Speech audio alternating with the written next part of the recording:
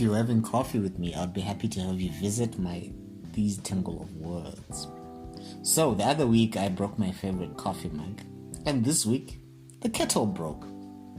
So as I wait for the water to boil, I'm sitting here pondering how on earth we lived life without kettles. A washed pot never boils.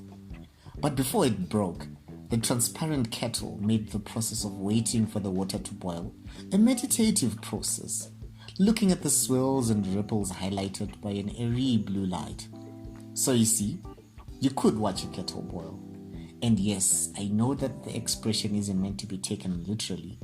Let's just take it as a reflection on our mindsets and the fickle nature of what is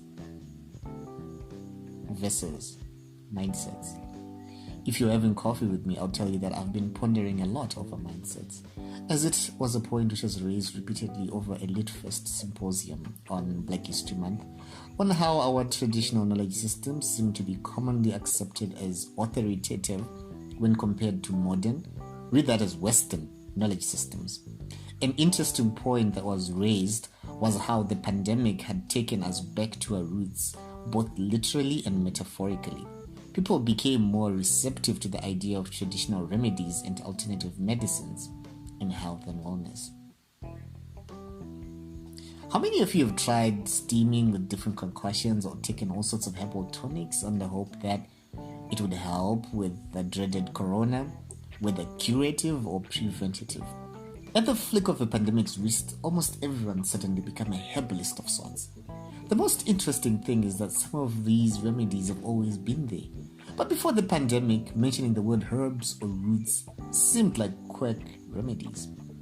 Sekuru Chamunora made an interesting remark about how we need to swaggerize our traditional remedies, package them into a product that's trendy, stylish, acceptable. At times, innovation does not simply mean reinventing the wheel, but simply giving something that's always been there a makeover. For example, packing and selling a herbal tea in classy tea bags. We need to take pride in ourselves and our histories and preserve the little we still have left instead of seeking validation from beyond our shores. I've always found it crazy how the things we do go unacknowledged until the global world gives its acknowledgement. And then suddenly we're falling over backwards trying to show this was something we always had. Did we have it and not know we had? Yeah, we need to work on our mindsets.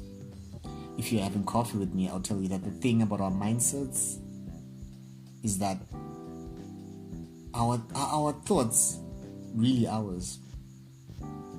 All newspaper headlines have been on the invasion or the specialized military operation, but even the dreaded pandemic has taken a backseat. When was the last you heard anything about it? The last thing I heard about the pandemic was our president addressing a rally saying that we need to get booster vaccines. Have you gotten yours yet? Election rallies are weird. You find politicians going at it to say, oh, my rally had more people than yours, comparing numbers like kids in the playground, bragging who has the bigger TV at home. If only change could come from packing the biggest audience. Meanwhile, the answer will only come out when the voters come in. And still, even then, as everyone knows, it's not the voting that counts, it's the vote counting. Anywho, the invasion effects will slip over us too, as according to our Reserve Bank of Zimbabwe Monetary Policy Committee, in 2022, Zimbabwe averaged imports of a combined $26.46 million from Russia and Ukraine. Global prices are being affected, and so are ours.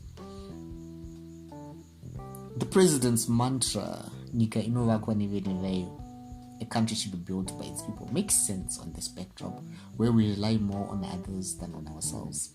It's about mindset shifts. It begins with us. What are my thoughts about all this? War is ugly and love is lovely. What's been going on in your neck of the woods?